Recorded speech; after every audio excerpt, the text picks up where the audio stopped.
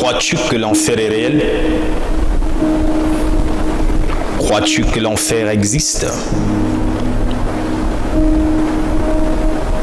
Crois-tu à une vie après la mort?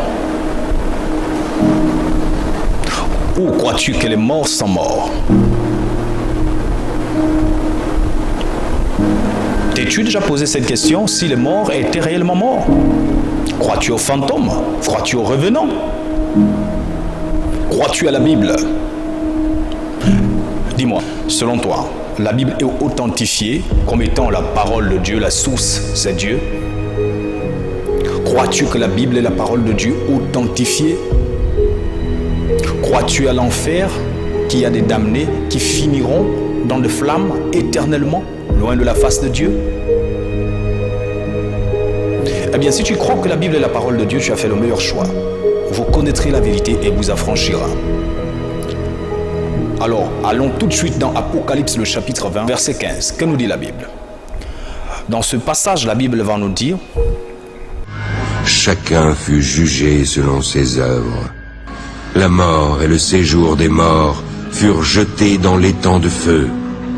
L'étang de feu est la seconde mort. Quiconque ne fut pas trouvé écrit dans le livre de vie fut jeté dans l'étang de feu.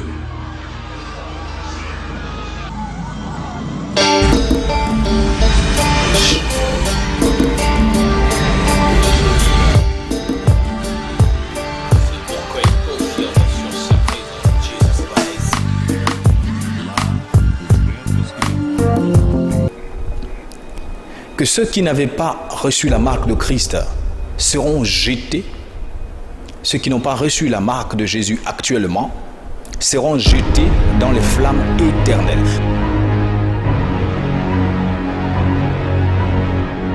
Fut jeté dans l'étang de feu et de soufre, là où sont la bête et le faux prophète, et ils y seront tourmentés jour et nuit au siècle des siècles. Parce qu'il faut vous rassurer que actuellement c'est la sélection de Dieu. Oui, la sélection de Dieu. Donc si tu n'es pas avec nous maintenant, ben, tu es forcément celui qui disperse. Certains ont dit prier pour les autorités. Nous ne refusons pas de prier pour les autorités. Quelqu'un m'a posé la question, mais si je suis une autorité établie, mais qui tue les gens, qui détruit les gens, qui est dans les crimes rituels, la pédophilie, la médiocrité du peuple, est-ce que là en ce moment cette autorité est établie par Dieu? Et je vous réponds, je dis non, parce que Dieu est un Dieu loyal, un Dieu de justice.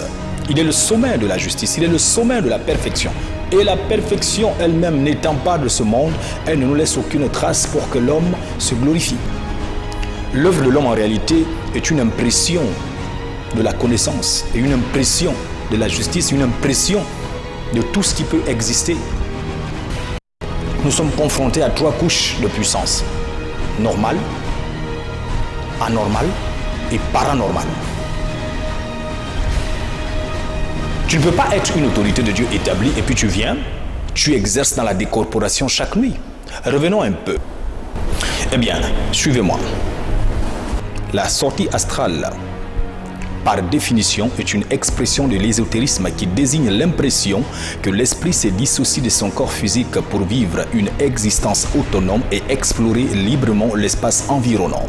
Il existe plusieurs sortes de synonymes incluant décorporation, dédoublement astral, transexomatique, projection du corps astral, sortie du corps astral.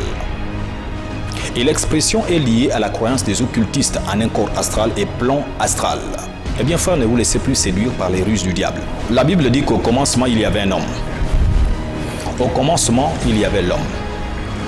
L'homme a été créé pour louer Dieu. L'homme a été créé pour adorer Dieu.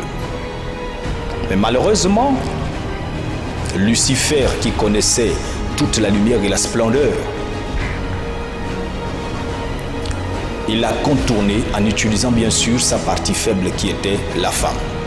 En ce temps-là, rassurez-vous, elle s'appelait Ève la vivante. Nous sommes plongés dans une confusion, la confusion qui occupe toute la terre. Et le prophète Prince est là pour vous aider à revenir aux Écritures. Alors, il y a une merveilleuse histoire dans le livre de Genèse, le chapitre 3, dont je vous invite maintenant à regarder. Parce que vous savez, le tout ne suffit pas de m'écouter, mais il faut voir si ce que je dis est écrit. Soyez comme les chrétiens de Béret qui regardaient à chaque fois tout ce qui avait été dit. Certes, à l'époque des apôtres, il n'y avait pas la Bible, donc les évangiles comme nous. À l'époque, on parlait du Pentateuque de Moïse et les autres livres. Aujourd'hui, nous avons cette grâce de décortiquer les évangiles. Mais le livre qui nous concerne n'est même pas celui des évangiles, parce que le livre qui nous concerne, c'est l'Apocalypse. Il faut qu'on arrive à expliquer aux gens les mystères de l'Apocalypse. Et nous sommes dans des temps apocalyptiques.